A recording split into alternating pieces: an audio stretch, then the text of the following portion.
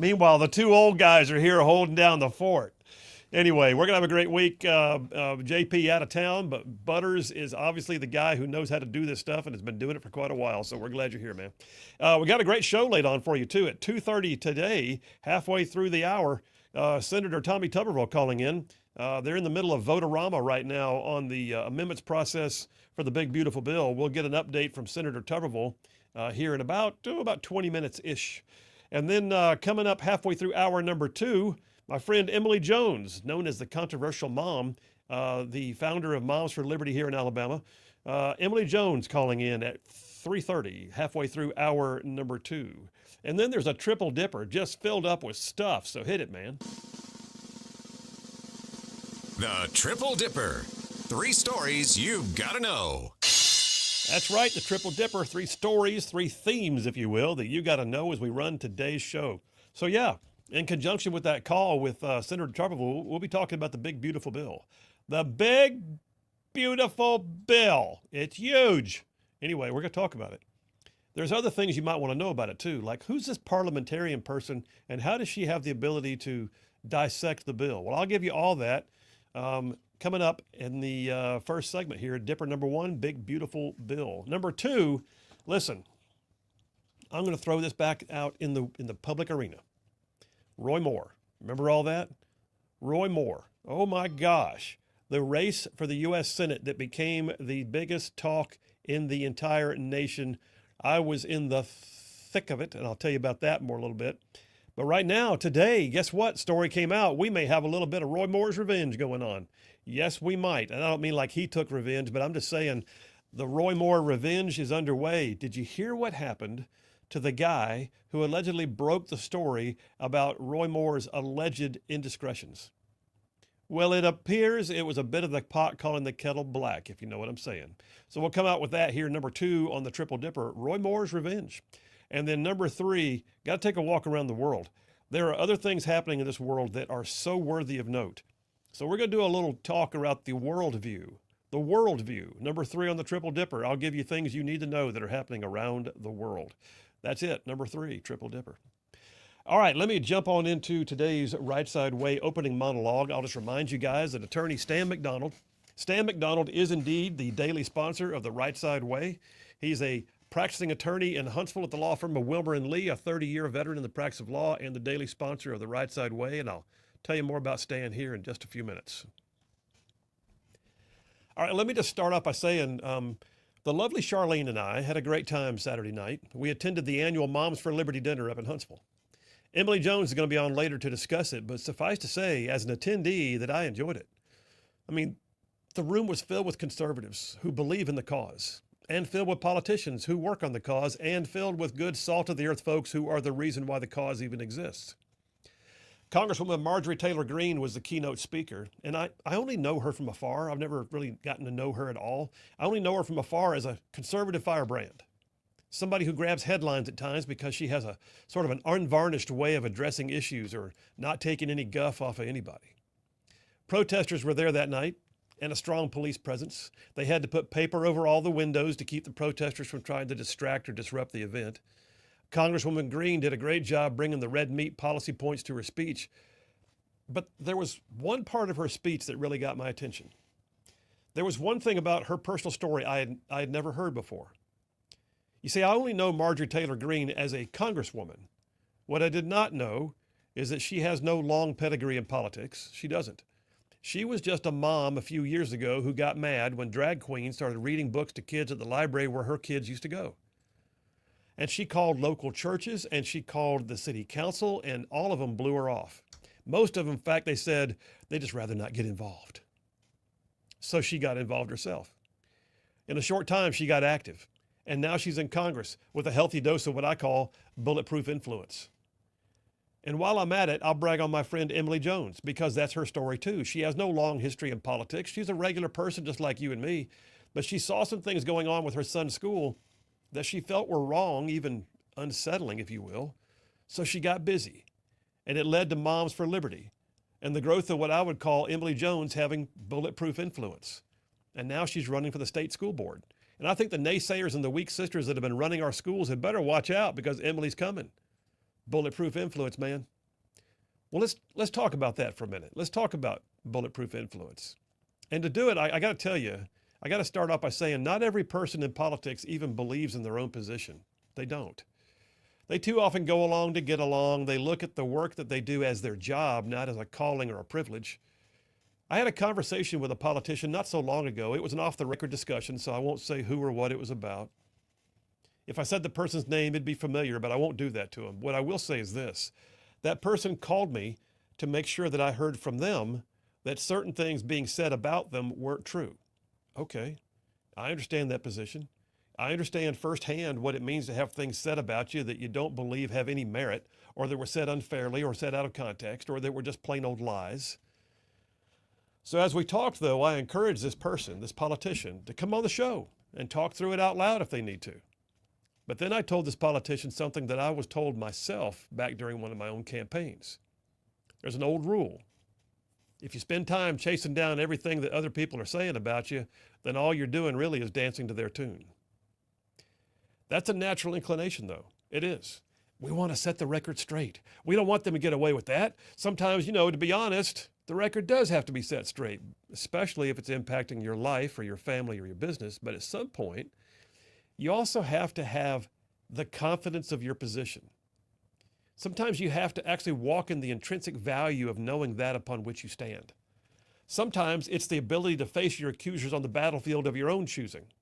Some would call that confidence, maybe courage, but I call it bulletproof influence. I coined the phrase. I like to use it. Bulletproof influence. So what does that even mean, though? Where does it come from?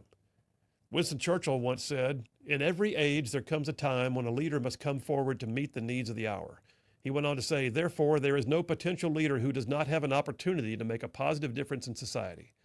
Tragically, he said, there are times when a leader does not rise to the hour. And he was right. Churchill was right that too often the potential for leadership gets swallowed up by the fear of being wrong, or the fear of not being liked, or the fear of being attacked. Well, fear is a debilitator. It is. Fear is the enemy's greatest weapon. Bulletproof influence, though, is the ability to speak to an issue, or act upon a position, or direct other people from the well-earned position of being so right that it's more than a thought, it's a conviction.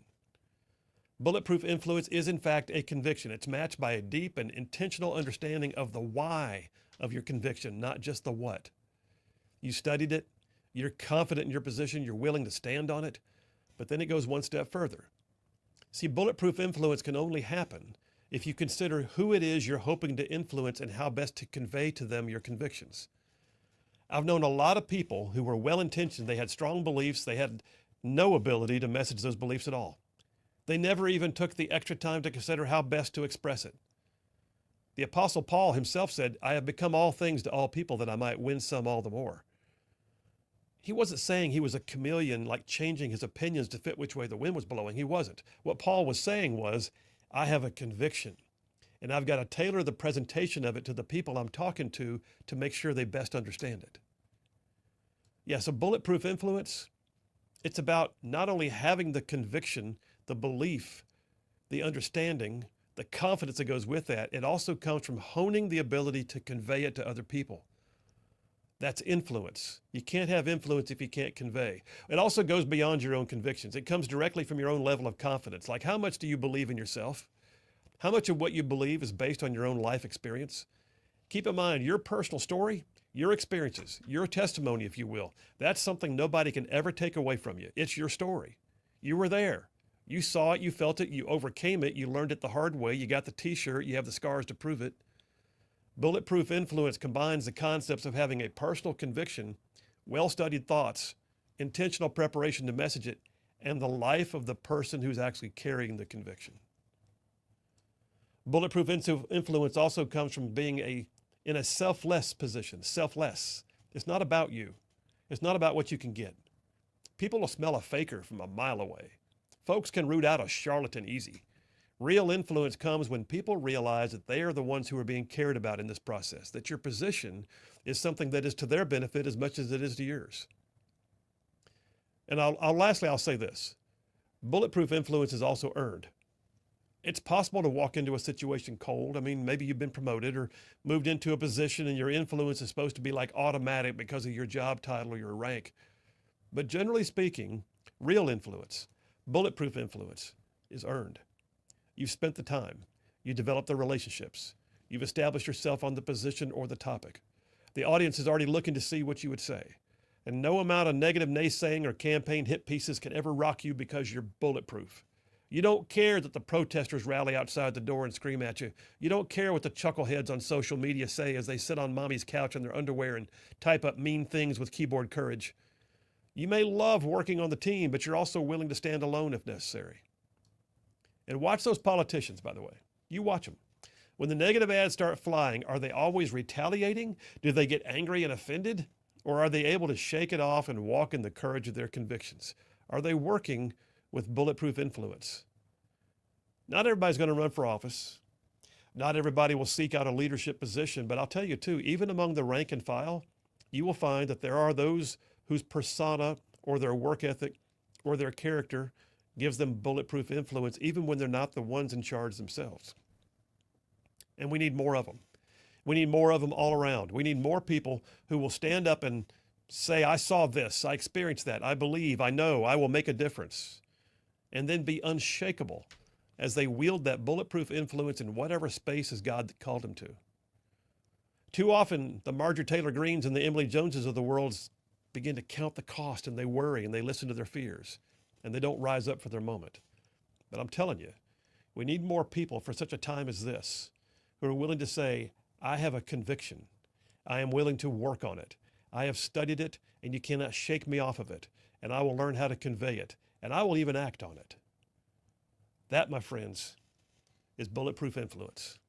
And that's a wrap for the Right Side Way. Well, there you have it.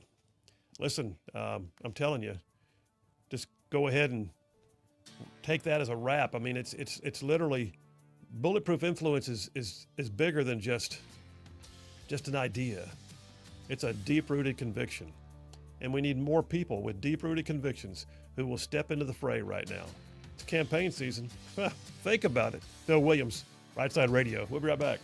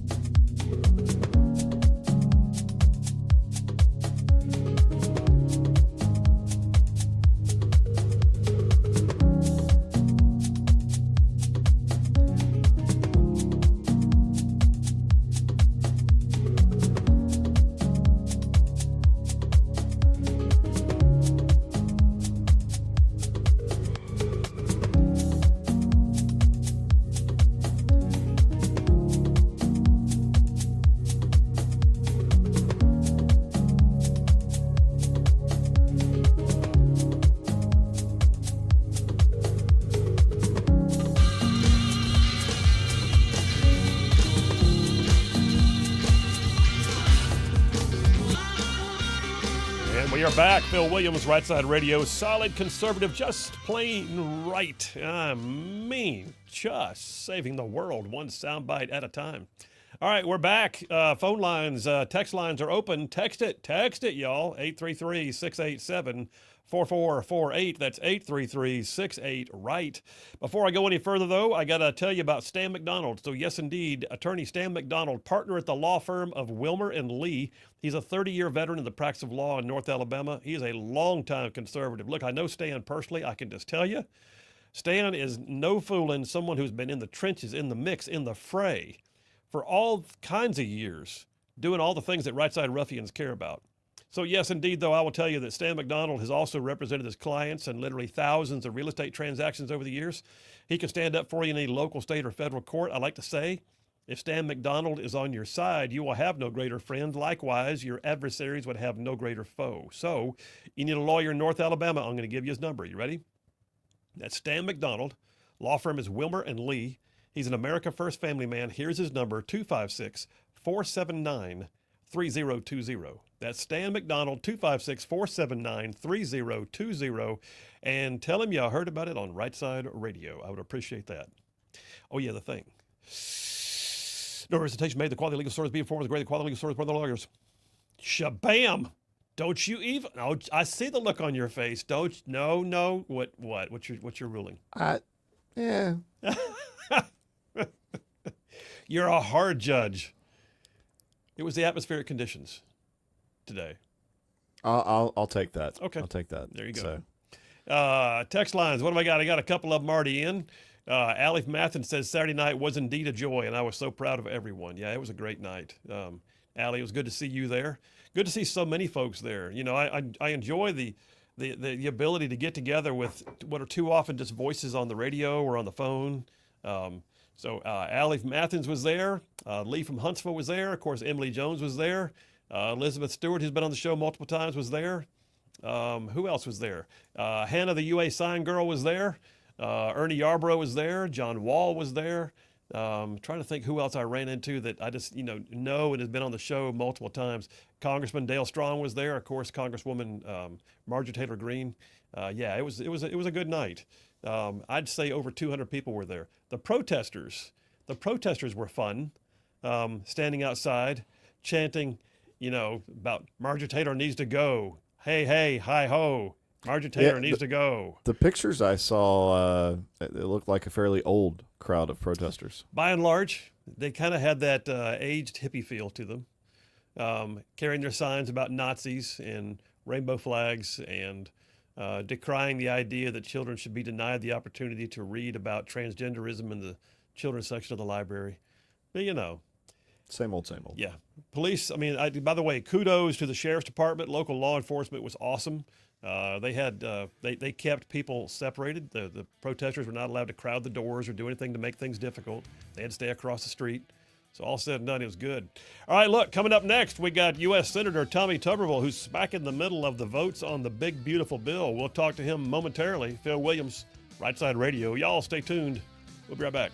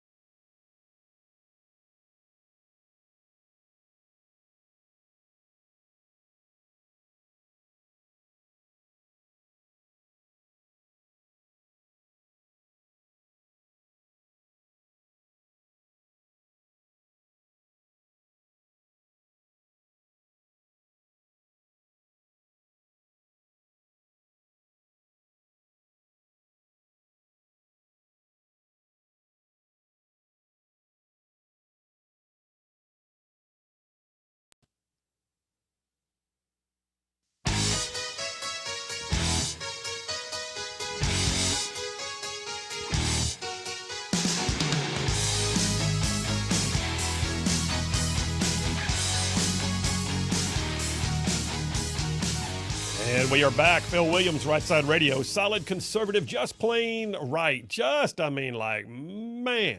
covering down on some major ground across the southeast U.S. of A. Y'all, I'm talking about this show. Whew. I mean to say it goes like from Huntsville back on over to Chattanooga. I'm talking about from Tuscaloosa back on over to Gadsden. I mean all the way down to that lovely little village on the plains we call Auburn, straight across the border from there to what we call, once again, Fort Benning. Benning! And then big old patches of North Georgia and Mississippi thrown in just for good measure. All right, well, let me jump on to the phone. So we are proud to have with us Alabama's senior U.S. Senator Tommy Tuberville is on the line with us right now. He's smack dab in the middle of the big, beautiful Bills vote-a-rama, and we'll get the updates from him as he comes on.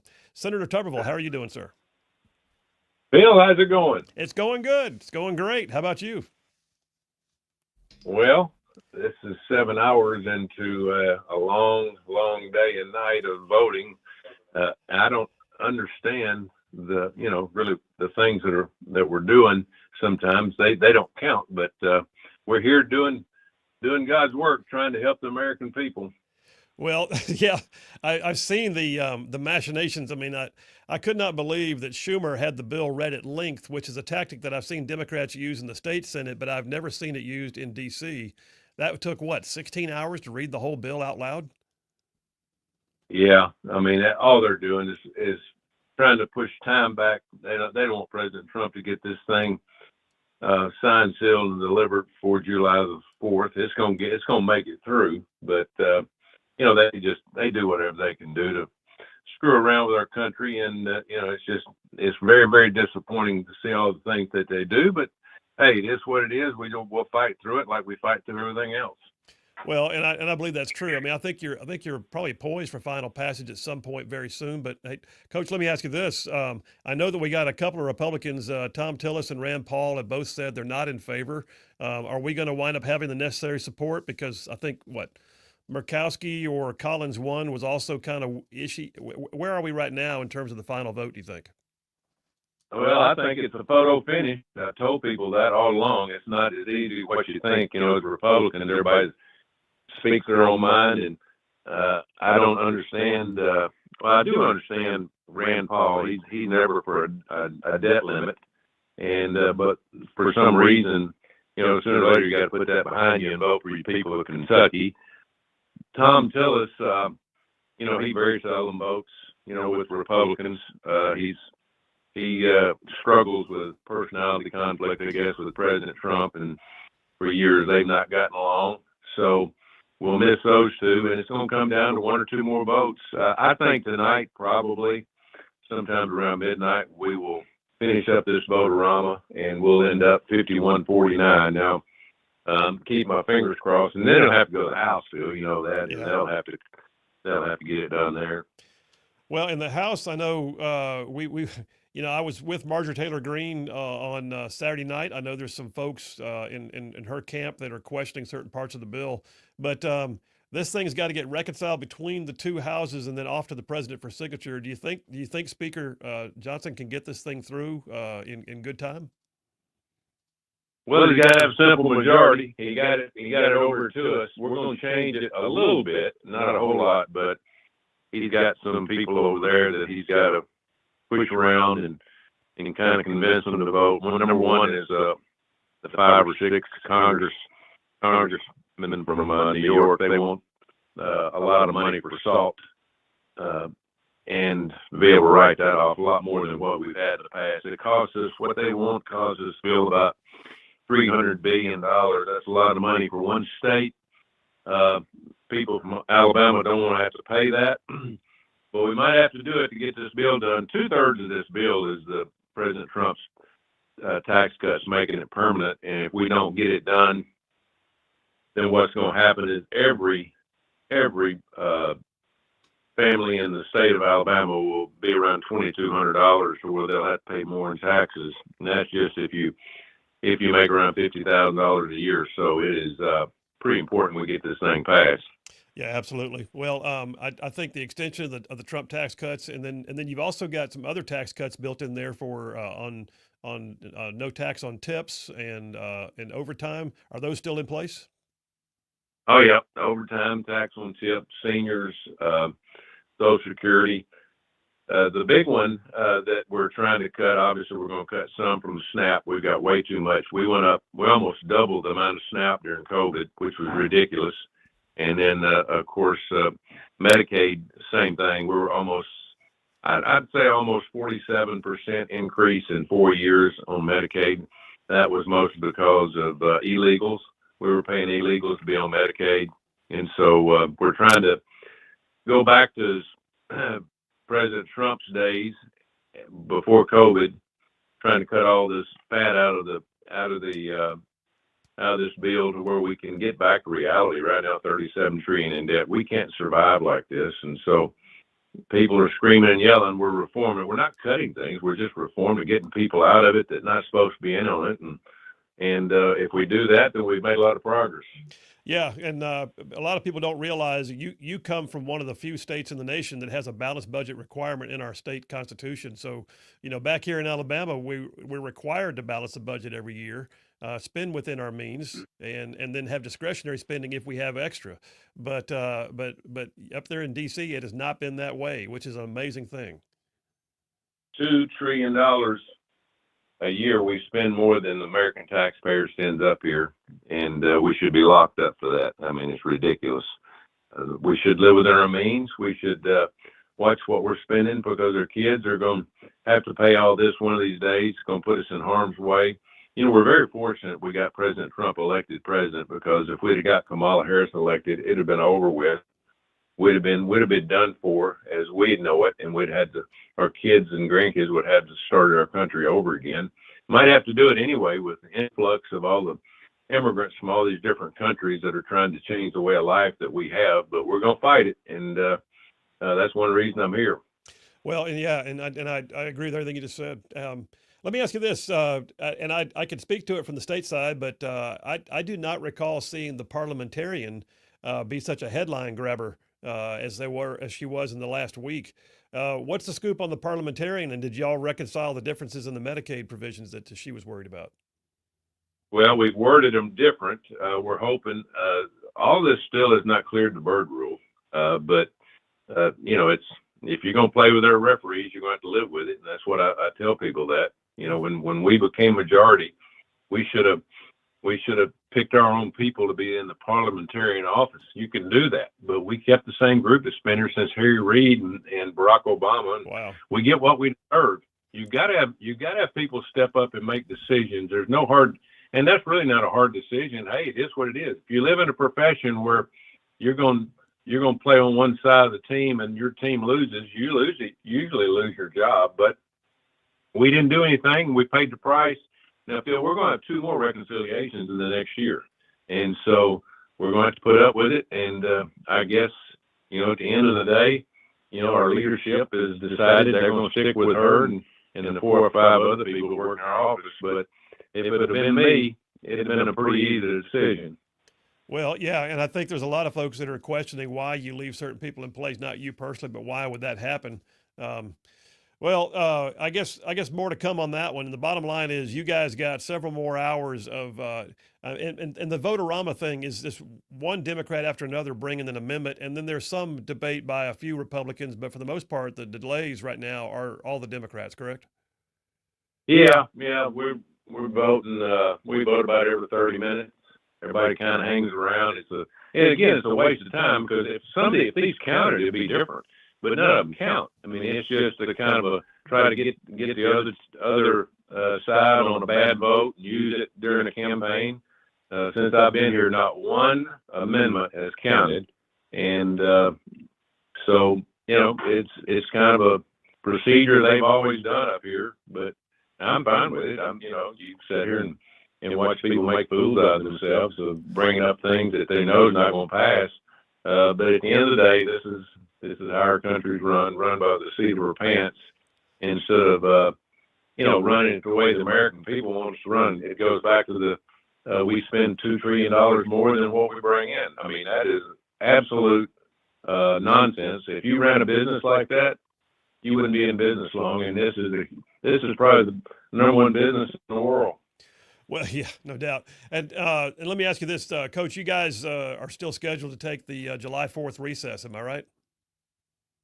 yeah, when we finish this, and I would think what it's 3:45 here Eastern time, we'll probably go 9 or 10 more hours of voting, and once we vote, it's over. It goes to the House then, and then we're done until next Monday. So we'll go home for 4th of July and take a week off and come back for another month. All right. Well, you got some campaigning to do back in Alabama. Do you expect to be making the rounds when you're home for 4th of July, or are you going to get some time off to cook hot dogs on the deck? Yeah, I canceled 3 events today, and so we'll have some events coming up this week. I've got a lot of groups, sheriffs, mayors, county commissions, the BCA. I got all those groups meeting in one area during the summer, so I'll meet with them down there. But right now, we got to get this big, beautiful bill done, Bill, and we got to get our border wall built. We got to get the $150 billion for the border wall, because I'm going to tell you, we have let so many people in here. It worries me to death, day in and day out. The terrorists that are in here. It's just scary. Just watch this guy yesterday start a fire and just open up shooting on forest rangers out in Idaho. I mean, it's just. We've got a mental health problem, and we've got a illegal immigration problem in this country that nobody would ever imagine would happen. No, we do, and I think there's a lot of provisions of the bill y'all are working on right now that have the opportunity to put some things right. But in the meantime, Coach, I know you got to get back to it. We appreciate your time today. Thank you so much for making time for us. All right. All right, Bill. Thank you. All right, thank you. That was U.S. Senator Tommy Tuberville calling us. Literally stepped off the floor of the Senate to do the call, and you got to love that kind of accessibility. But yeah, getting about 13 minutes of his time. Just to get perspective, and I hear what he's saying. In a few minutes, I'll give you some sort of lay of the land as to why what he was describing is happening, because it's super frustrating. It's also just the way things operate. I mean, you heard him; he's kind of resigned to it because he knows there are procedures. As surely as you have only 4 downs, to go before you have to make another first down to keep going, they have procedures they have to apply. There are rules, there are procedures. And he was spot on. They're aggravating, but they are also necessary. So we'll talk about it more in detail. I'll give you guys the scoop when we get back from this break. Phil Williams, Right Side Radio. Y'all stay tuned. We'll be right back.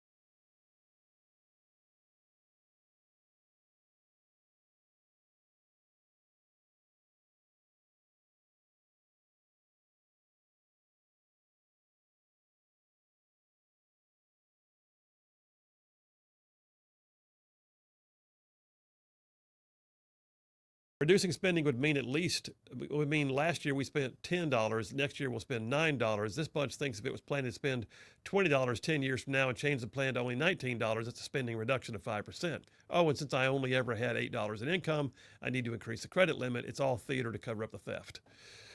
Well, I don't know about theft, Jay, but the reality is it ain't always wise. But yes, there is a spending cut mixed in, and I want to say it's $1.6 trillion in reduced spending and reforms to Medicaid, which were, listen, I can tell you right now, Medicaid consumes somewhere in the neighborhood of 40% by itself of Alabama's general fund budget. So Yeah, it's not everything we wish it was, but yes, there's cuts built in. So there's that. Thomas Mathins says the SALT increase. And that's I'm trying to think what SALT stands for. State adjusted. Anyway, the bottom line is it's like an offset you get on the federal taxes for the amount you pay in your state taxes. But then when you look at the big tax states like New York and California, we're like, hang on a second. We're basically helping y'all get over on your overtaxation of your citizens at the state level. So SALT's a big deal. Anyway, the SALT increase by 30,000, says Thomas, supposedly increases the deficit by $30 billion, according to Senator Trevor. If that's for 10 years, then that's a minimum of 100,000 taxpayers who would get capped at 40,000. Okay, y'all are going way in the weeds, but yes, I get it. I understand what you're saying. Understand this. There is no such thing as a pure bill. There is rarely ever going to be a pure bill that has everything you want. So when you get in there, you go for your 100%, and then you find your 80% friends, and you get the bill passed. And as much as it may suck, that is still the reality of what it takes to get good legislation passed. And if we continue to let the quest for the perfect outweigh the benefits of having the good, we get nothing done. That's when polarization takes over, and the quest for the perfect winds up killing all kinds of good legislation. I've seen it happen in Montgomery, and you got to be very careful with that. I'm not a huge fan of parts of this bill. I'm a huge fan of other parts of this bill. I love what we're doing on the border. I love the idea of upfunding the Department of Homeland Security to hire more Customs and Border Patrol. I love what we're doing building the border wall. I love what we're doing with the military and readiness and increasing the ability to fund our military and to increase our ability to recruit. All those things are huge.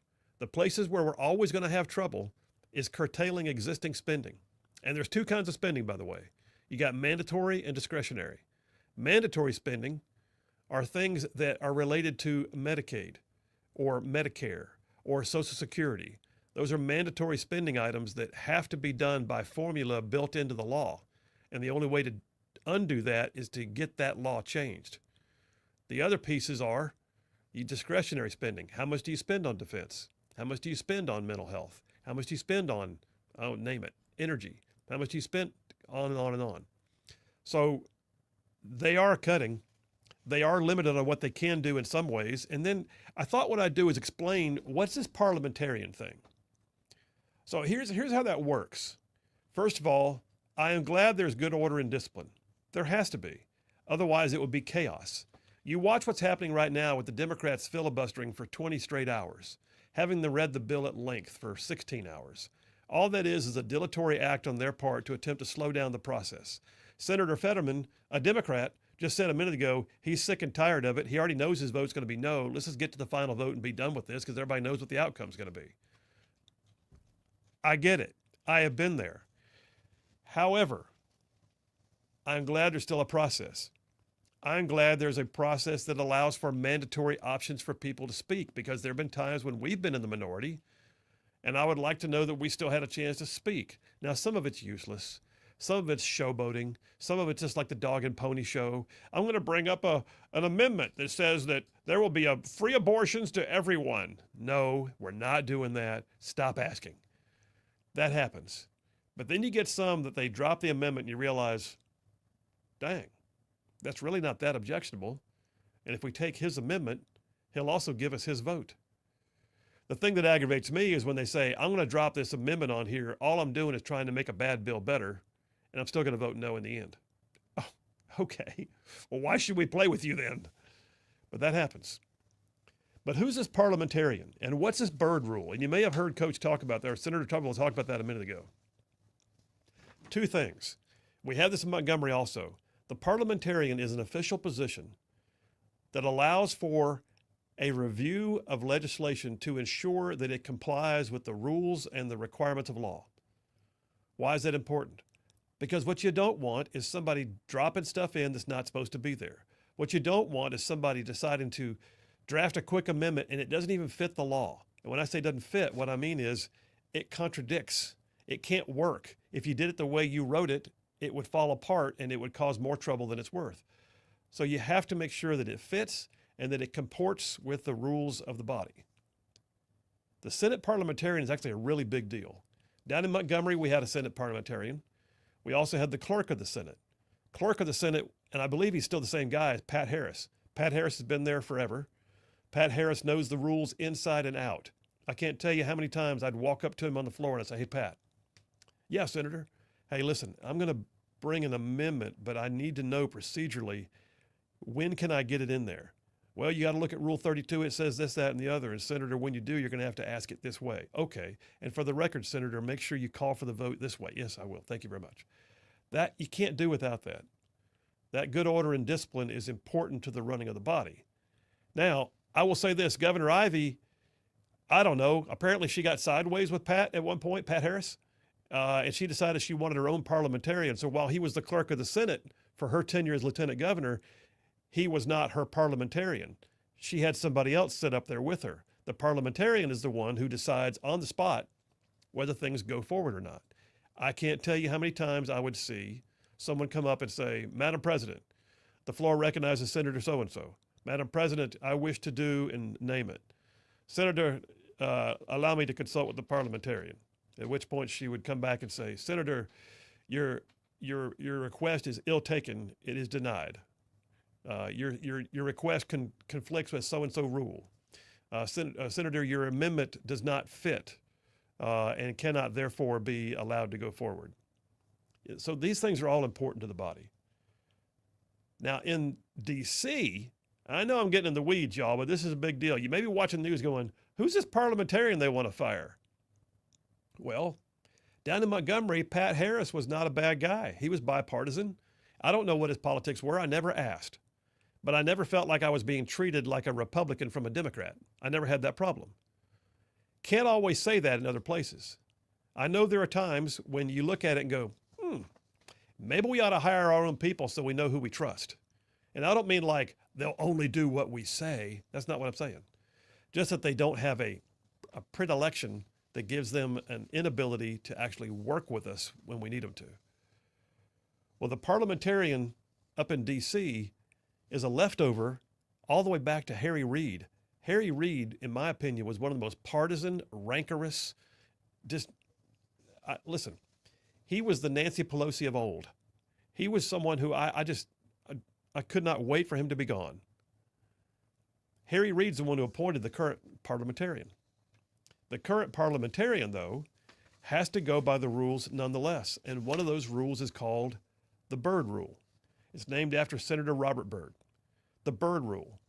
They're doing a special kind of bill right now. It's called the Reconciliation Bill. And this Reconciliation Bill has to be done a certain way, and it can only contain certain things. And the Byrd Rule has to be followed. And the Byrd Rule basically says that there are certain things that can or cannot be included in a budget reconciliation bill.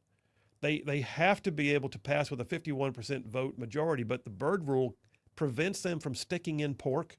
The Byrd Rule prevents them from putting things in there that don't directly affect the budget. And the Byrd Rule is literally something that says if it takes longer than 10 years to accomplish, you can't put it in the bill. That's why you see them saying things like by the year 2035, because it has to comport to the Byrd Rule. And they even have a way, they have all kinds of nicknames for this stuff. When she starts cutting things out saying that doesn't fit, and that doesn't fit, it means it took a bird bath. Believe it or not, it took a bird bath. Well, all said and done, they are following the rules. I do think that there's a very strong likelihood that they might wind up getting a new parliamentarian after this bill. It would have been really bad for him to fire her in the middle of the bill because that would have looked like a fix. In the meantime, more to come after the break. We'll take that break right now. We'll come right back. I'm just trying to give you the big, beautiful bill and where it's at. You guys text me if you want to. Phil Williams, Right Side Radio. Y'all stay tuned. We'll be right back.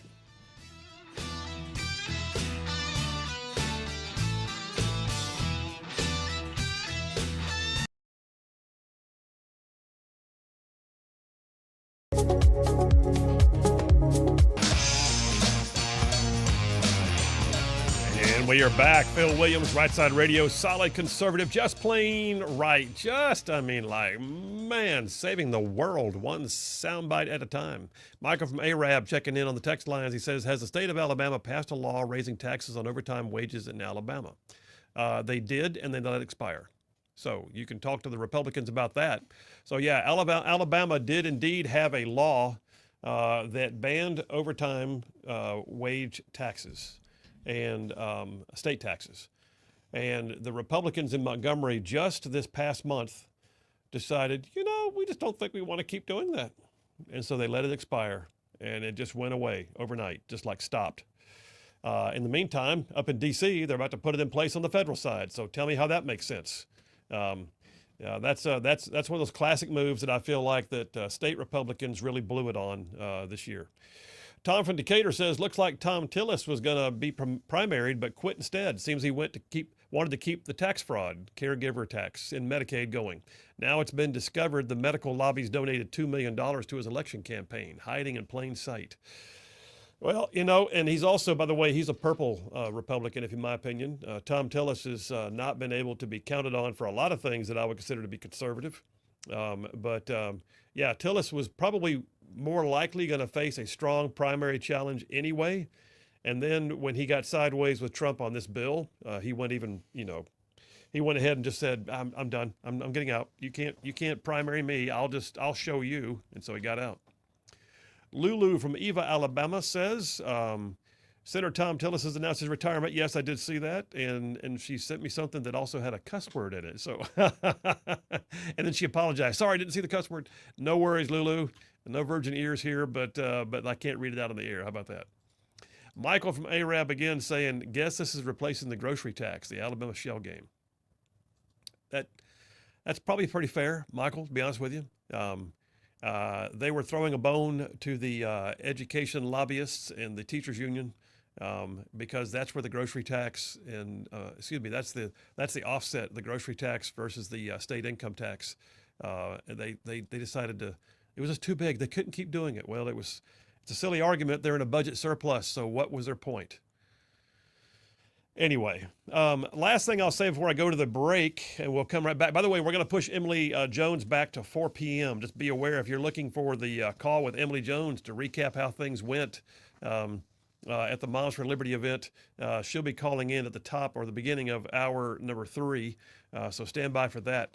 And then I'll just tell you this: the big beautiful bill, right?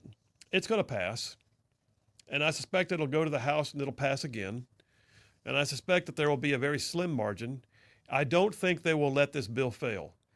This is one of those that's got too much stuff in it that is so absolutely necessary that there's not going to be the ability for someone to vote against the bill, I don't think, in good conscience, because it really does do everything that they've been lobbying for Trump to get elected to do.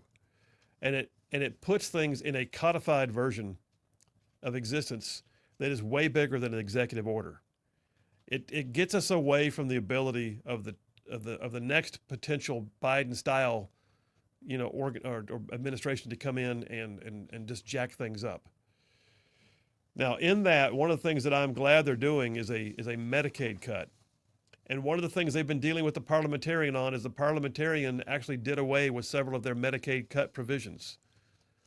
They were able to rewrite them to make them conform to what the parliamentarian said had to be done in order to fit. That being said, Medicaid is all consuming. And one of the things you heard Senator Tuberville say a few minutes ago is a part of that is because during COVID, we expanded Medicaid capabilities, just like exponentially. And now what we're looking at is trying to bring Medicaid back into a more pre-COVID form. Even pre-COVID was huge. Y'all, I want to say it's roughly 23 or 24% of the state of Alabama is on some form of Medicaid. Whether it be kids using the CHIPS program or adults using a full-blown Medicaid program, whatever the case may be. But these cuts are not unreasonable. We are looking at changes to the Medicaid provider allotment. We're looking at the ability to get illegal aliens out of Medicaid systems nationwide. This is a huge deal, and I think one of the cuts that the Democrats and people like Tom Tillis are opposed to is literally just getting us away from the entitlement mentality and letting it get back to a place where government just can't be there to do everything for you. There's more to come. in the middle of it all, the big, beautiful bill is being debated on the floor of the Senate right now, and they are going to be going probably till midnight plus tonight. There's a time limit because there are only a certain number of times that the Democrats can go to the floor and make things difficult.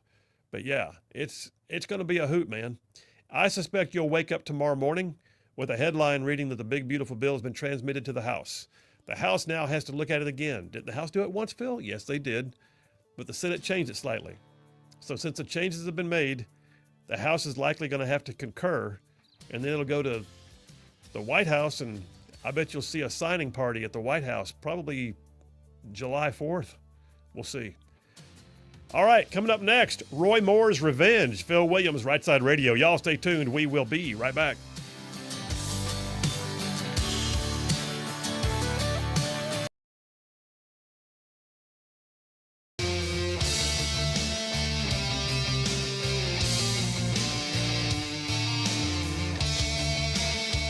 And we are back. Phil Williams, Right Side Radio. Solid, conservative, and just plain right. Covering down on some major ground across the southeast U.S. of A. Y'all, I'm talking about this show. It goes like from Huntsville back over to Chattanooga. I'm talking about from Tuscaloosa back over to Gadsden. All the way down to that lovely little village on the plains we call Auburn, straight across the border from there to what we call, once again, Fort Benning, and then big old patches of North Georgia and Mississippi all thrown in just for good measure. And that's just the radio audience. Yeah. To say, then there's all y'all out there in podcast world who pick it up and play it after the fact, and we appreciate y'all. And then there's a whole bunch of y'all that go live stream the show every single day on places like Rumble, YouTube, X, Facebook, and our website, rightsidemedia.org. Bottom line is this. We love y'all. You're the ones who make this worthwhile. So thank you very much. What you got, man? Can I make a shameless plug for those? Shameless plug. Those watching online, if you wouldn't mind, just hit the little thumbs up button. If you're watching over on X, just repost it, especially the next commercial break. We really appreciate that. So I see some spikes coming. So we've got a little over 100 folks on with us. You have no idea what it means to us when you do hit like, subscribe, or follow, or whatever the case may be on whatever platform you're on, because that absolutely, those platforms allow us to grow based upon the interactivity we get with people.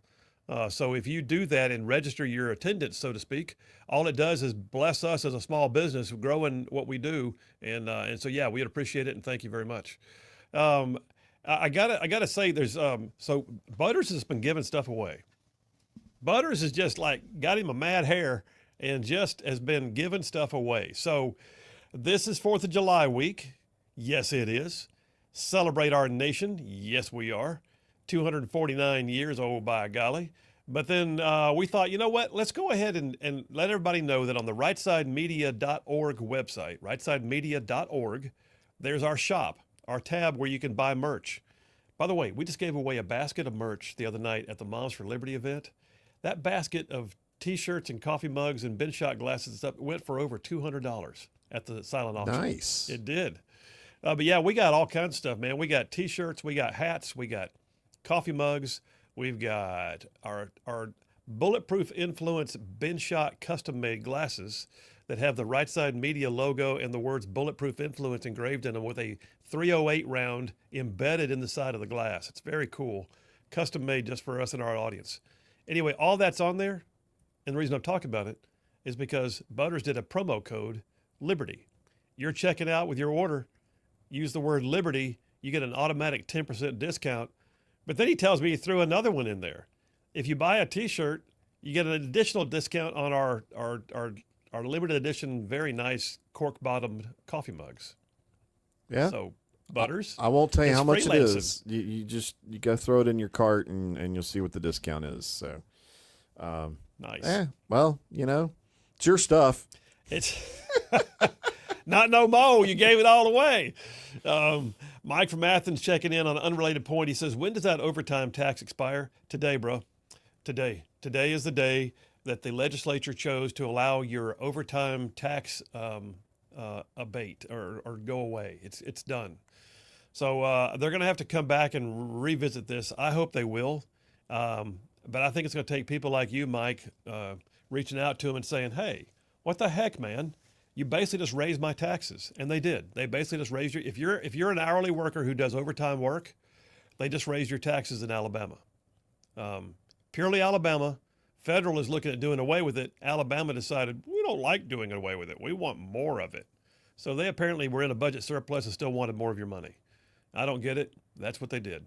And I will say this, not all of them, but when leadership won't even let it get to the floor, it's kind of hard for people to vote. So yeah. Okay, listen, I gotta dive into a topic here for a little while. Does anybody remember Roy Moore?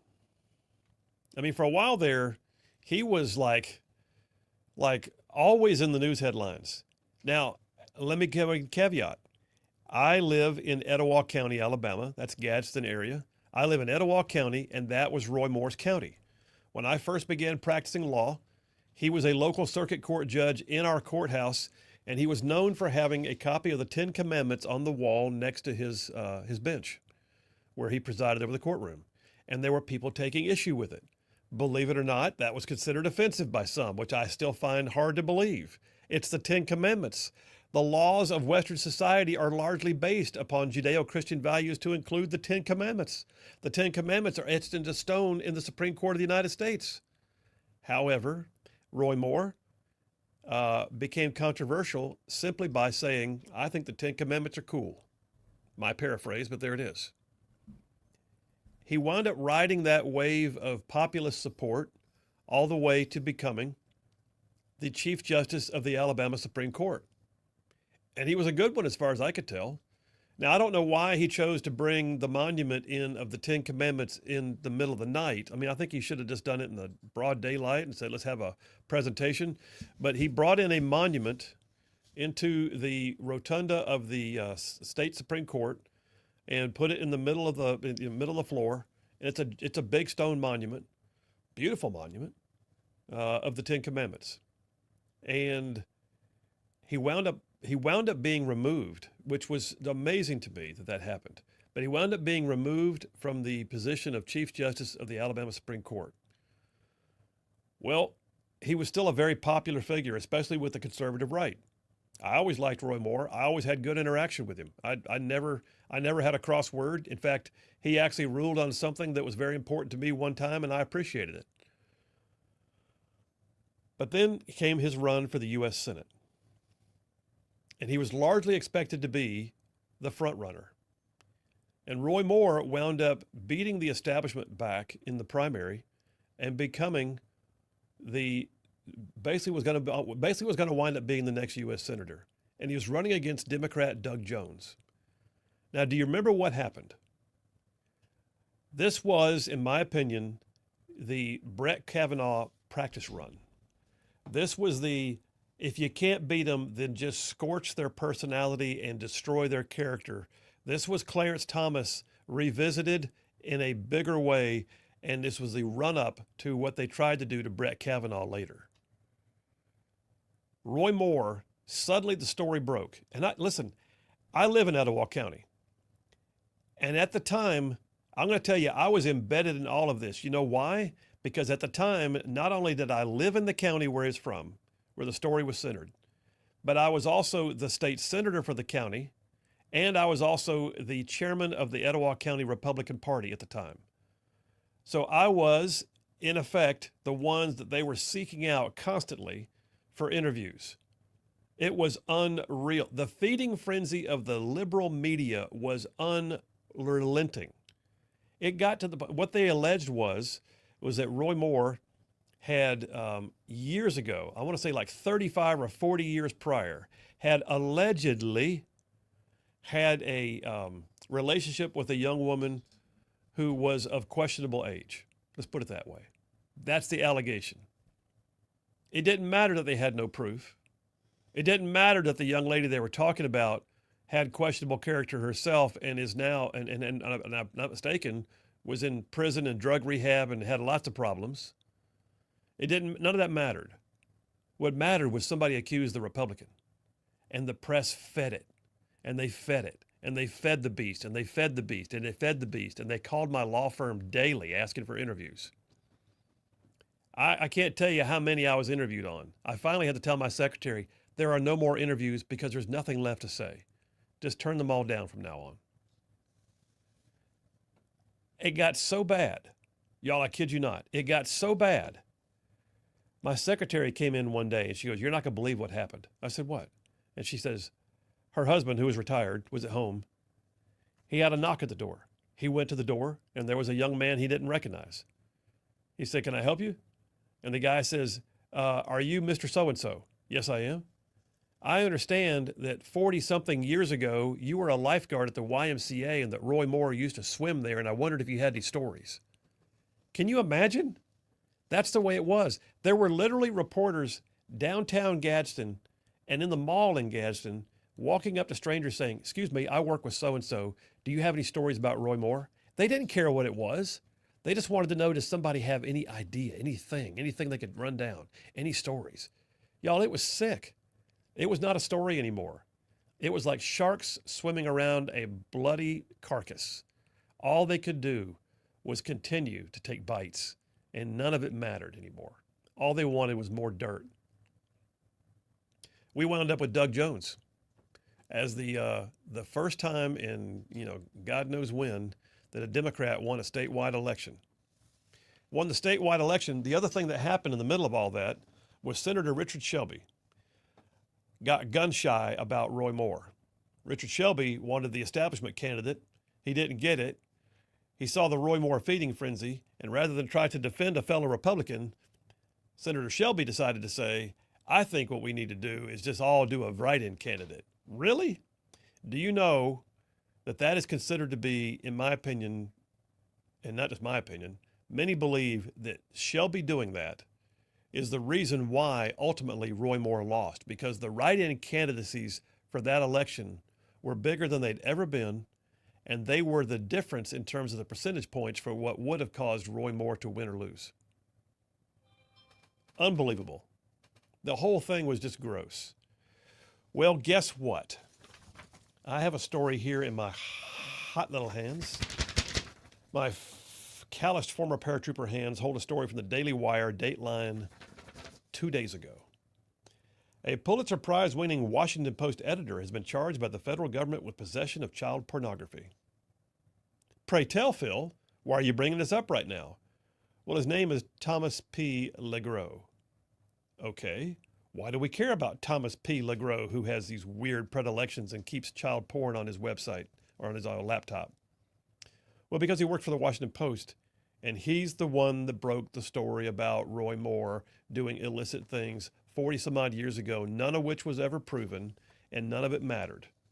Legros, that's right, that Legros, who won a Pulitzer Prize, by the way, for his coverage of the Senate candidacy of Roy Moore and the subsequent effort to destroy his candidacy. As Deputy Director of Video, it says, Tom Legros oversaw an award-winning team of video journalists who worked across the newsrooms, including the National, the Climate, the yada, yada, yada, yada. Anyway, Legros was just taken into custody. The charges are being announced by Jeanine Pirro, Judge Jeanine Pirro, interim U.S. Attorney for D.C., says FBI agents executed a search warrant at Legros' residence and they seized several electronic devices, and a review revealed a folder that contained videos depicting child sexual abuse material. During the execution of the search warrant, they observed what appeared to be fractured pieces of a hard drive in a hallway outside the room. The case is being investigated. That is amazing to me. I would call this the revenge of Roy Moore. By the way, it's interesting for me to also make note of the fact that Roy Moore later came back and filed suit for defamation, and he won millions of dollars. But you know why? A defamation case is when something is done, here's the law, a defamation or slander case against a public official is a very high bar to overcome, because public officials, basically, they're public and they're allowed to be talked about. Unless it can be shown that there was a reckless disregard for the truth and an actual malice intended to destroy the person through defamatory or libelous material. Roy Moore won $8.4 million on that lawsuit. What does that tell you? It was a sick time. It was a mess. It was horrible. But the guy who just broke the story, just has his own headline right now. Arrested for child pornography, despite the fact that he destroyed Roy Moore's life for a number of years and wrecked Alabama politics for an entire Senate session. Take me to a break, man. Wow. That was a flash from the past. By the way, I went ahead and endorsed Roy Moore in the middle of that campaign anyway and took some heat for it. Care less. It was the right thing to do. Phil Williams, Right Side Radio. Y'all stay tuned. We'll be right back.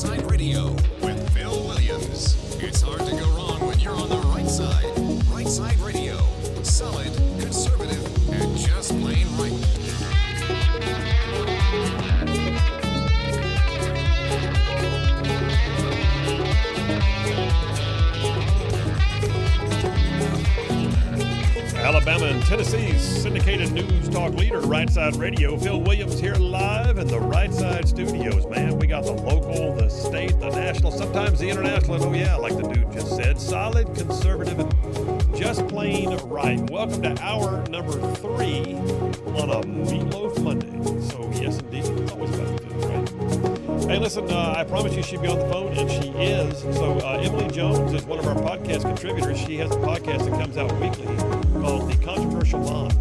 You can check out her stuff at rightsidemedia.org, also on our YouTube page. Does a great job. But we first met because she was the uppity mom who decided she was tired of seeing what she was seeing in her son's school, and the next thing you know, she's forming Moms for Liberty. And next thing you know, she's like making waves politically. And next thing you know, she's down in Montgomery lobbying for legislation. And then next thing you know, she's running for office. Moms for Liberty, good stuff. And we have a great event Saturday night. And she's on the phone right now.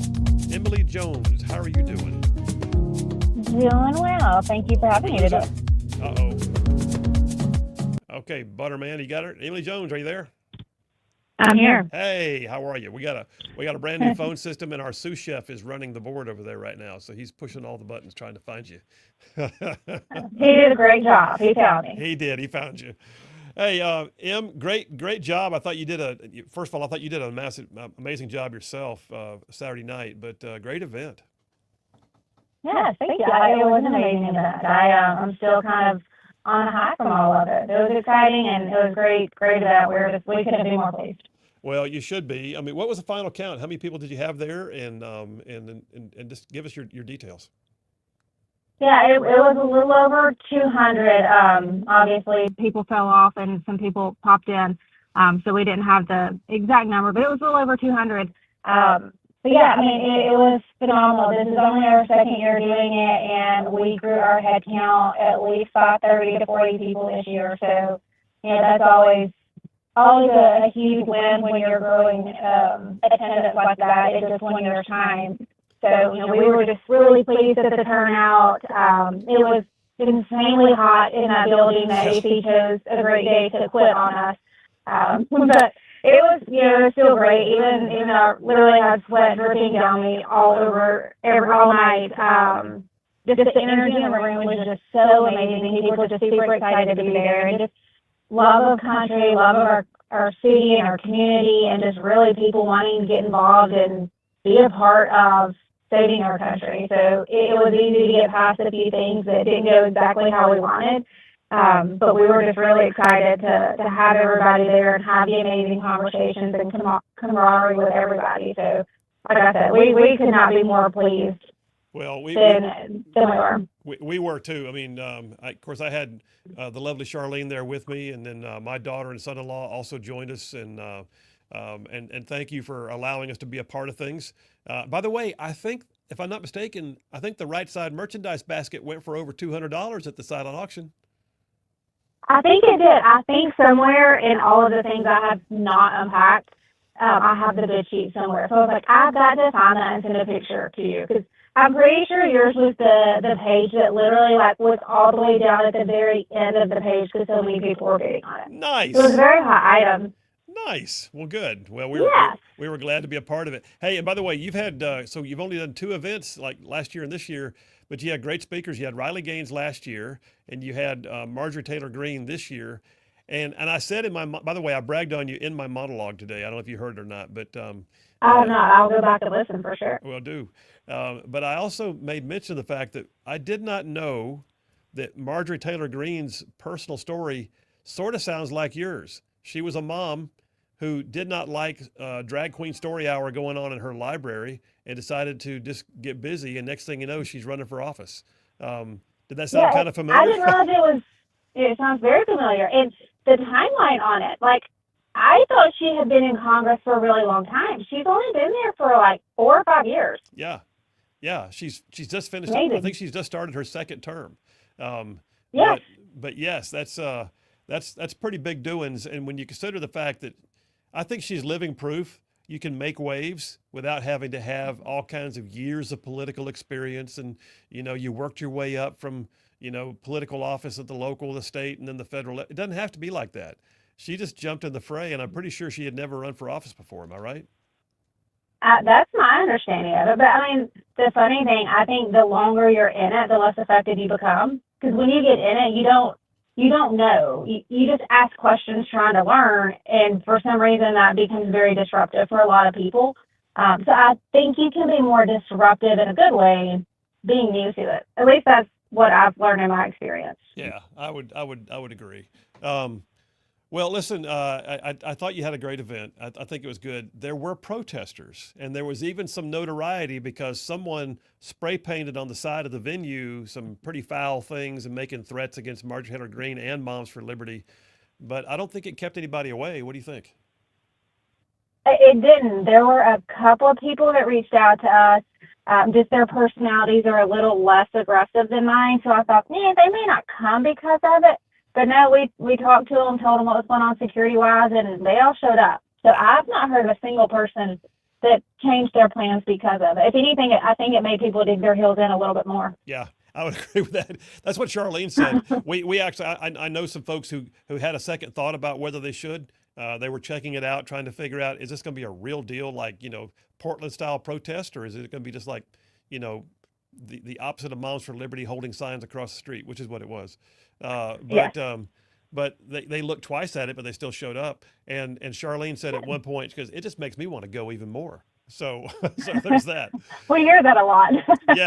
Yeah. Well, good stuff, good doings. Thanks for letting us be a part of it. But let me flip the script here for a second. You're running for office now, which I am. I'm pretty stoked about it. But you chose state school board, am I right? Yes, state school board. Yep. All right. So why state school board? Tell me what the scoop is and how folks can get to know more about Emily Jones running for office. Yes. It's a little backwards. I think most people start local and kind of build up, but really and truly what I've seen over the past couple of years is the issues are not necessarily local. I mean, yes, we're seeing them local, but the decisions are being made at a much higher level. So when I want to challenge my school about my son being forced into counseling, the answer is, well, it's a part of a state standard. I can't tell you no. The state is making me. And I kept hearing that message more and more and more. The more I dig into stuff, it all goes back to state level. So why start local if my hands are going to be tied? I need to start where I can actually have impact, and that's at the state level. So I kind of looked into it, figured out exactly what that district is, what the timeline is, all of that, and just kind of jumped in the deep end because that's what I do. That's where we're going to have impact, and that's a much greater impact. We can change things at the state level for every school system and every child across the state of Alabama. So why start small? Just go big or go home was kind of my mentality, and that's where I went. So announced a couple of months ago, I guess, officially that I was going to run, and then I've been working with my campaign manager since then, and we've got a website set up, social media set up, all of it. So now that we're through this event, I can shift gears completely and start working on that.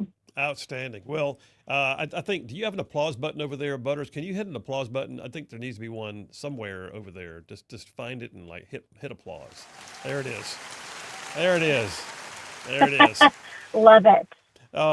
Yeah, Em, I think that's the way to go. I mean, it's going to take people like you, just getting tired of being tired and saying the only way this changes is if somebody gets involved. Oh, by the way, how about me? And Yep. so your district, state school district, and a lot of folks don't realize the state school board is divided up into various districts around the state. It has multiple counties. What are your counties? So I am District 8, and that includes Limestone, Madison, Jackson, and DeKalb. So it's a perfect region for me because I grew up in Jackson County. I spent a lot of time in DeKalb County, but I now live in Madison and Limestone. Like, I'm right on, it's literally called County Line Road. So I got a foot in both camps. Yep, I know where you live. In fact, that means you live real close to my brother. He lives just off County Line Road. Oh, nice. Yeah. Well, listen, this is big doings. If folks want to go find out more about your candidacy, where is your website? How can they find it? It's very easy. Emily Jones for State Board. emilyjones.com. And then all my socials are under the same thing. So Emily Jones for State Board. Go check it out. We're going to be putting out a lot of content. I have an amazing campaign manager. I'm not telling y'all her name because I don't need anybody taking her away from me. But she's doing great things with blogs and posts or op-eds that I've written and all of that. So lots of content out there and a lot more coming as we discover more things. Well, you're running against a longtime incumbent who's a Republican, but he's a longtime incumbent, Wayne Reynolds. And so I'm for you, and you know I am. But I look forward to hearing more about it as it goes. But in the meantime, you know the number here, and you call in whenever you're ready, all right?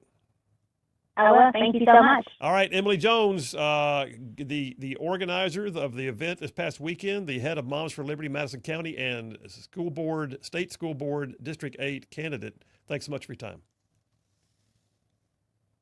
All right, great call. That's good stuff. And by the way, so I'll be honest with you. Before we go to the break, I got to say this. My monologue today, if you didn't get it, you can always go back and catch the podcast version. But my monologue today was on the idea that people just have to grab hold of that thing that they're passionate about and begin to move forward for such a time as this. That's scriptural. That's also life. And I'll tell you, Emily Jones's story is one of those that, in my opinion, is exactly like what I'm talking about. Exactly. She's never done politics before. She's never been to the State House before. She's never been an activist in any way before, until she saw something as a mom that offended her for her child. And when she tried to make waves and ask about it, she was not treated the way she should. And oh, by the way, what that also meant was all they did was make Mama Bear mad. Mama Bear looked around and realized there were two ladies in Florida who felt the exact same way. And they started something without meaning to. They started a thing, they called it Moms for Liberty. It was local, and it went shabam, and it grew, and it became a national event. The very first Moms for Liberty chapter in Alabama was then formed by Emily Jones, who had no experience doing this. And next thing you know, she's got, a major event going on at a public library with Kirk Cameron coming in, and it made national news, and she's on Fox, and she's doing all the things. She's like, who am I that you're talking to me? But it's exactly like what we needed. It was exactly like what we needed. And from there, it just grew. And next thing you know, she's got Riley Gaines coming in to speak at a major event. And it was beautiful. I was there that night. It was good. And now, here she is. Just had Congresswoman Marjorie Taylor Greene in, and she's been going out of the State House. She's been fighting for good legislation. And now she's running for office. I'm just telling you, that right there is what grassroots activism / democracy looks like. Perfect. Emily Jones. All right. Y'all watch for her candidacy. You'll be hearing more about her. Take me to a break there, Brother Butter. Brother Butter pushing the button, taking it in. Phil Williams, Right Side Radio. Y'all stay tuned. We will be right back.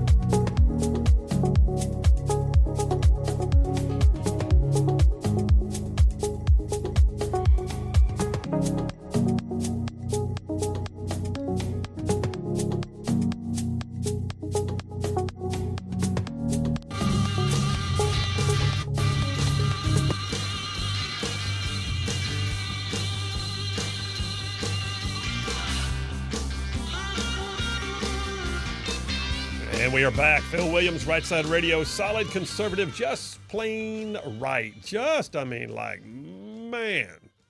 saving the world one soundbite at a time. So Yellow Dog Mike taking in on the text lines with a text that I'm not sure I'm going to read here. I'm trying to get through it. Yeah, he's got all kinds of things in there about Roy Moore and just very crass things to say. So Yellow Dog, if you want me to read it out, I don't mind dissenting opinion, but I'm not going to read defamatory content, nor am I going to read supposition and rumor and innuendo that has no bearing except to give you the pleasure of hearing your crassness read out on the air. So there's that. I own the microphone. I get to decide. How about that? Them apples. Hey, we got a news story that just broke. I mean, like in the last few minutes. So just broke in the last few minutes is a major announcement from the Department of Justice. They've apparently just had the largest national sting/bust of healthcare fraud in the nation's history. At least as a dollar sign figure, it is. So there's multiple stories out there about it right now. I'll just pick one. I picked Dan Bongino's his personal account on X. He says public corruption will not be tolerated as the director, it's Kash Patel, and I vigorously pursue bad actors who violated their oaths to all of us. He said, we view the theft of public funds the same way. It's a crime against all of us. Today, in conjunction with the DOJ and our federal partners, which would mean the U.S. Attorney's offices and law enforcement, he says, we are announcing the results from the largest healthcare fraud investigation as measured by financial losses in DOJ history. Says the investigation spanned 50 federal districts, resulted in nearly $3 billion in false claims. Wow. With over 15 million illegal distributions of pills. We seized $245 million.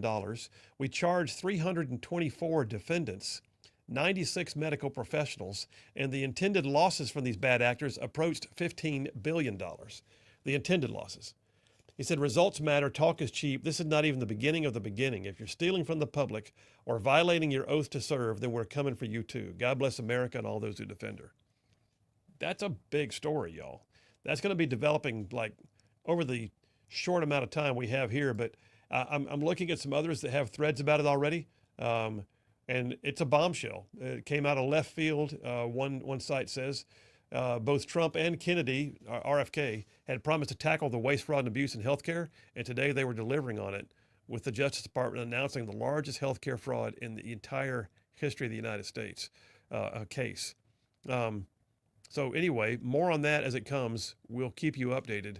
But I'm just saying, these are not small time scams. Perpetrators are not even all American. They've been tracking transnational criminal organizations that are exploiting the healthcare system too. We even have Russian and Pakistani fraudsters apparently in the mix here.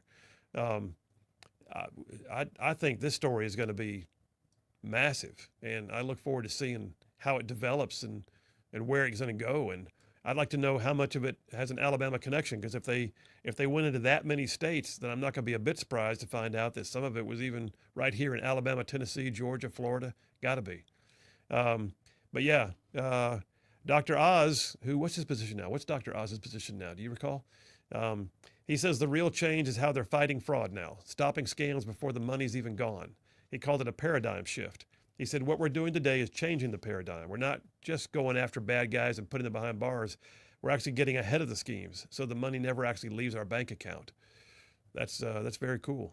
Did you find him? Dr. Oz, what's his position now? I can't remember. Anyway, he's got an official spot. Administrator for the Centers for Medicare and Medicaid Services. Oh, that's right. So he's over Medicaid and Medicare spending, and this is where a lot of the fraud was rooted.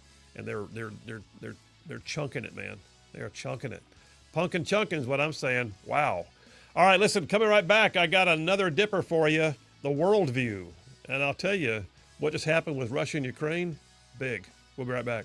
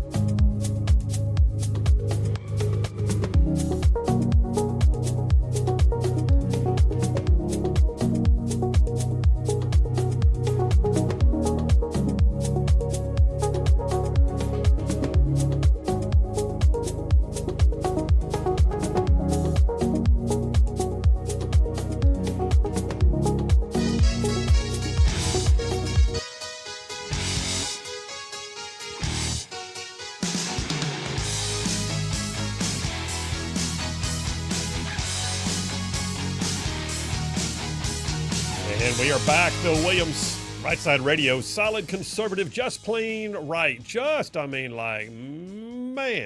covering down to some major ground across the southeast U.S. of A. Yes, indeed. I'm talking about this show. Whew. I mean, it goes like from Huntsville back over to Chattanooga, from Tuscaloosa back over to Gadsden, all the way down to that loveless little village on the plains they call Auburn. Yes, indeed, across the border from there to what we call, once again, Fort Benning. Benning. And then there's big old patches of North Georgia and Mississippi thrown in just for good measure. So, yeah, that's just the radio audience. That's just the radio footprint. Then there's all of y'all out there in the whole wide world going to the World Wide Web and tying right in on the live stream every single day in places like YouTube, X, Rumble, our website, rightsidemedia.org, and then all you podcasters too. What I'm trying to say is, I try to say it several times a show, how much we appreciate the fact that we have an audience that makes this all worthwhile. You guys are the bee's knees, man. There is every single day we prepare this show and do this show because of y'all. Thank you very much. So I got a dipper here. Oh, by the way, let me say this real quick. We do have some new content for you. I got to make sure y'all know this. So rightsidemedia.org, our website, I want to encourage you to check it out. Surf through it. Find stuff. But right now, that's also one of the quickest ways for you to find our podcast. You can also go to our YouTube channel and find them all there. We do a lot more. Right Side Media is the parent company. Right Side Radio is just one production, but Right Side Media has multiple podcasts. And so the latest edition of The Controversial Mom from Emily Jones, you heard from a while ago, just came out yesterday. The latest edition of Out of Right Field, which is conservative content but with a sports background, from JP, just came out this morning. So those are out there. Check them out. We'd love for you to get it and see what all we got content-wise. What you got? For those of you watching online, I've conveniently just shared the links to both of those new episodes. Well, so I'll be feel John free to Brown. wait till the end. Don't click over there yet. Don't go anywhere. But it's there for you. Yeah, absolutely. Thanks, man. Good job. All right, I'm going to run this last dipper here.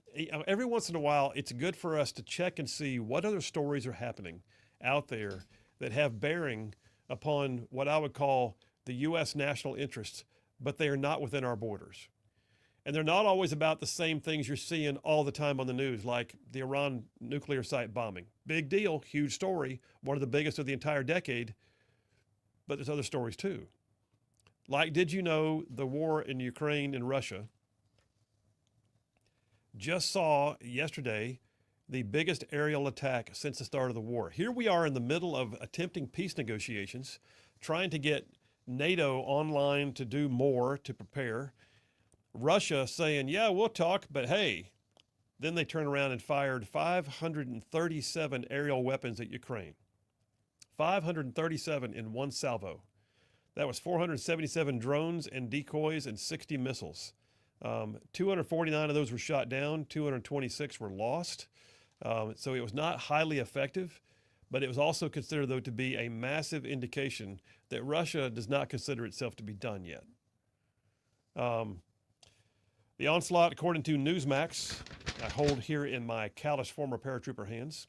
Newsmax says the onslaught was the most massive airstrike on the country since the beginning of Russia's full-scale invasion back in February of 2022, taking into account both drones and various types of missiles.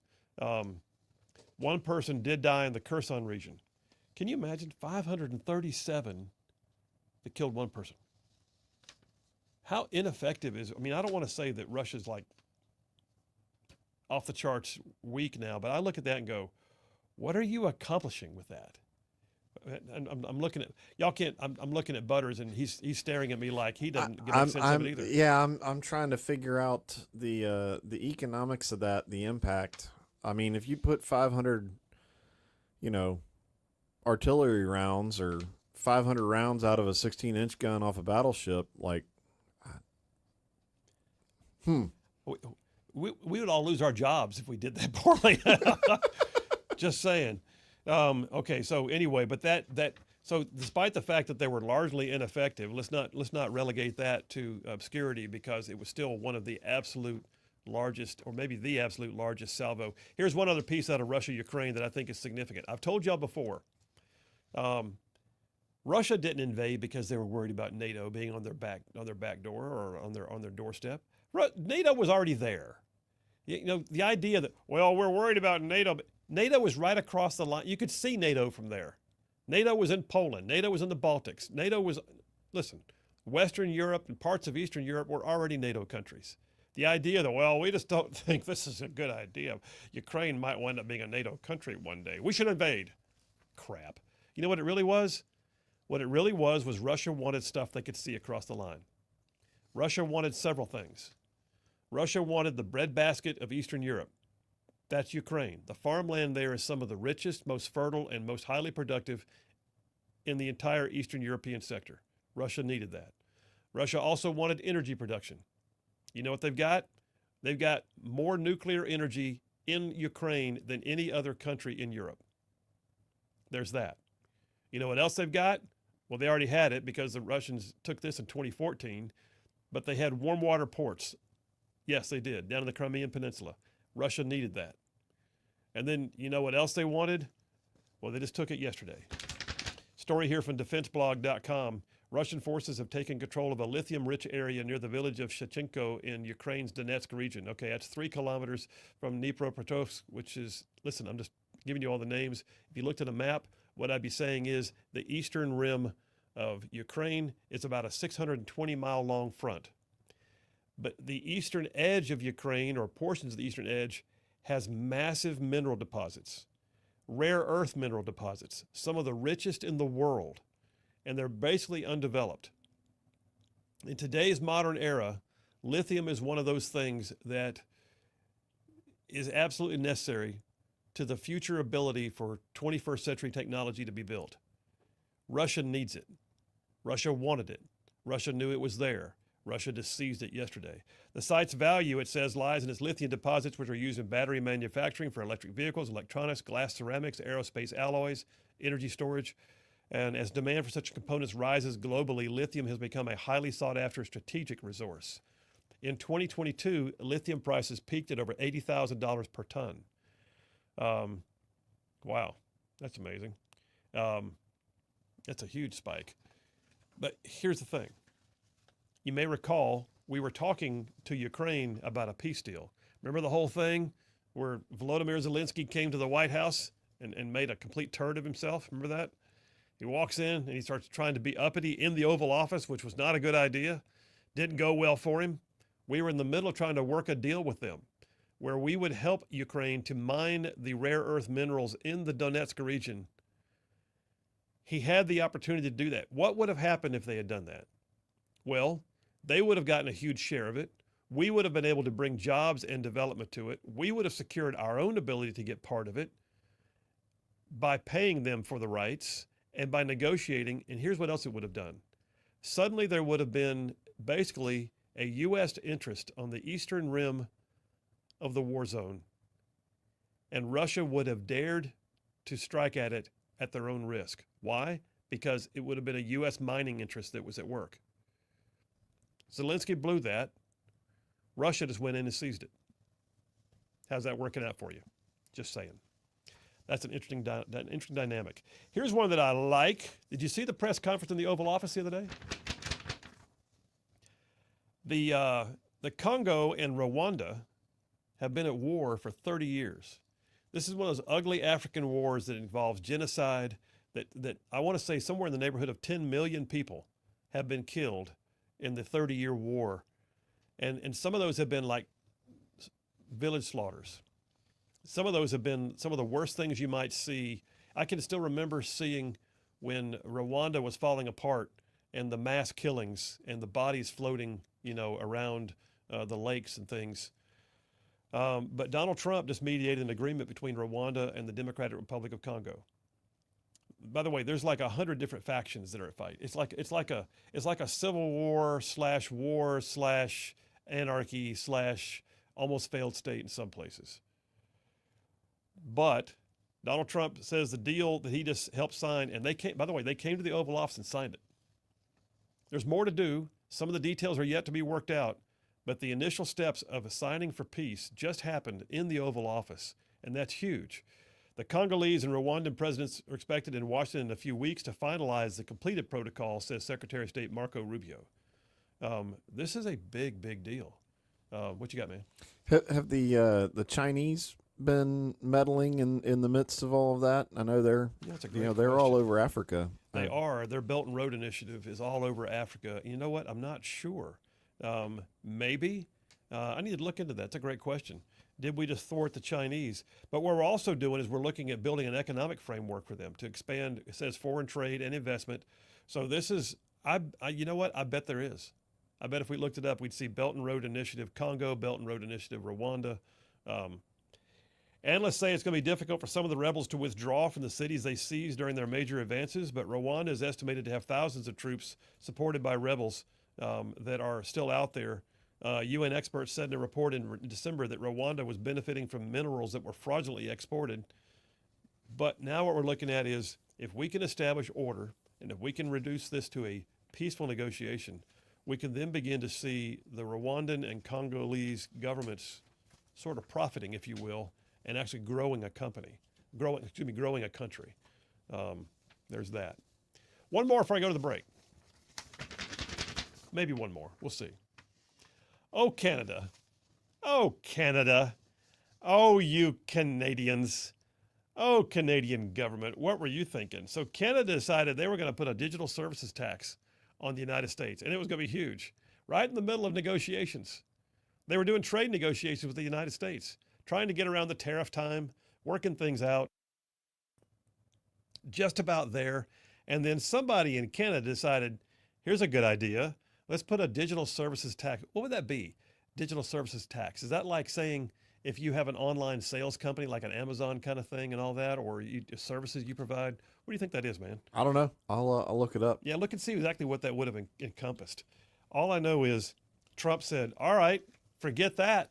How about this? New tariffs, and we're stopping the trade negotiations. He just walked away. He walked away from Canada, our biggest trade partner. Trump just totally upended the relationship and said, ain't gonna happen. Canada just backed off. Whoop, whoop. You find it? Yeah, so it'd be online marketplaces, online advertising, social media platforms. It'd be half the world's economy. Or more. Everything not brick and mortar. My gosh. The Canadian government in a statement Sunday night, that's last night, said, we're going to step back from that now. To support the negotiations, the Minister of Finance and National Revenue, the Honorable Francois-Philippe Champagne, announced today that Canada would rescind their digital services tax in anticipation of a mutually beneficial comprehensive trade arrangement with the United States. Dun, dun, dun. Somebody please tell me, when does the winning stop? I don't know, but they're probably looking ahead to winter and the thought of being stuck inside with having to spend too much on Netflix. That's crazy. Why were they? What were they thinking? I don't know. Last couple before I go to the break, the IDF says it killed Hamas co-founder in airstrike. So one of the founders of Hamas was just killed in an Israeli airstrike, according to Newsmax. They are cutting the head off the snake. I like it. And I'll tell you what, I'll do one more and then I'll wrap it. Mexican government. Did you know that $64 billion is sent home every year from the United States to Mexico through what is known as remittances? That's where people come here and they work and they wire home part of their money. Money floods out of our country. $64 million. Oh, by the way, it's actually a percentage of the GDP of Mexico. That's huge. Did you know that since Trump took office, it has declined by 12%? It went from $63.2 billion. It dropped in the first 4 months, and then boom, it's dropped even more. What we're looking at is a combination of the immigration crackdown and the fact that people are like, holy crap, we can't send the money back home because then they'll know where we are because we have to actually show, some form of ID to do the wiring. And then, oh, by the way, just so you know, Mexico's freaking out because the big, beautiful bill, which is going to pass tonight in the Senate, contains a tax on remittances to foreign countries. Long overdue, y'all. They're looking at like a 3.5% tax on remittances to Mexico. Sorry for your luck. Take me to a break, brother. Phil Williams, Right Side Radio. Y'all stay tuned. We'll be right back.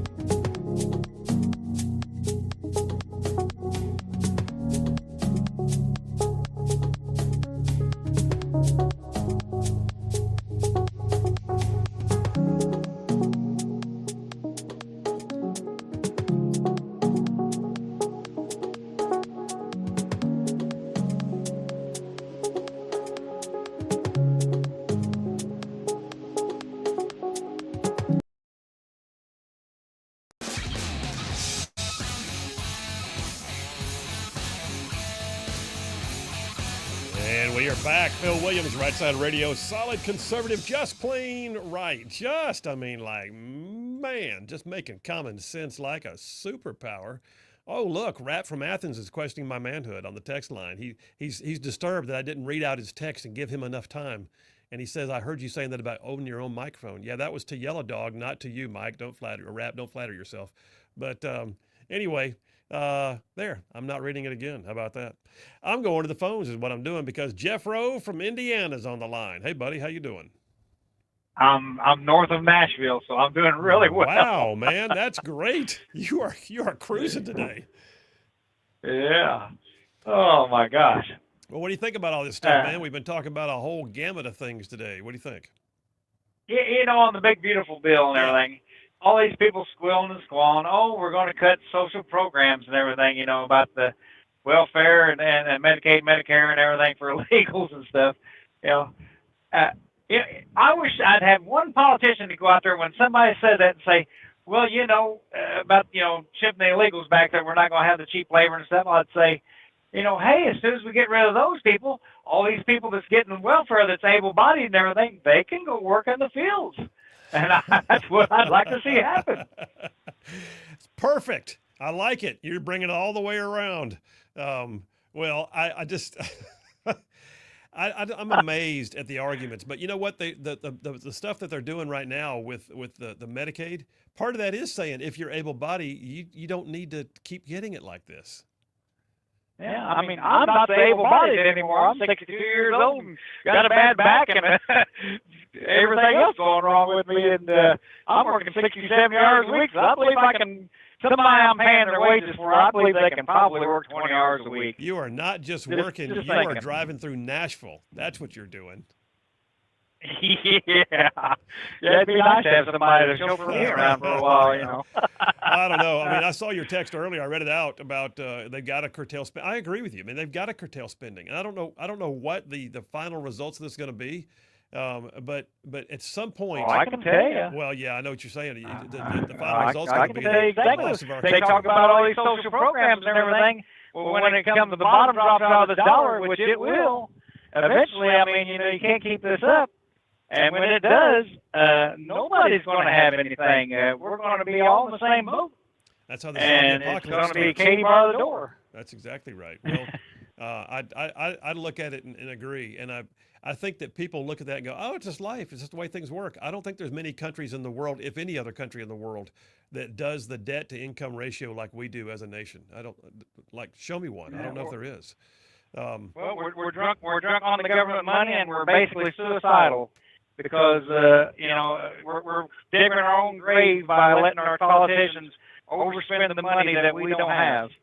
Well, more to come, brother, but they're voting on the bill as we speak. But I am looking at about 10 seconds till we go off the air. So be safe on the road. I'm glad you're already north of Nashville.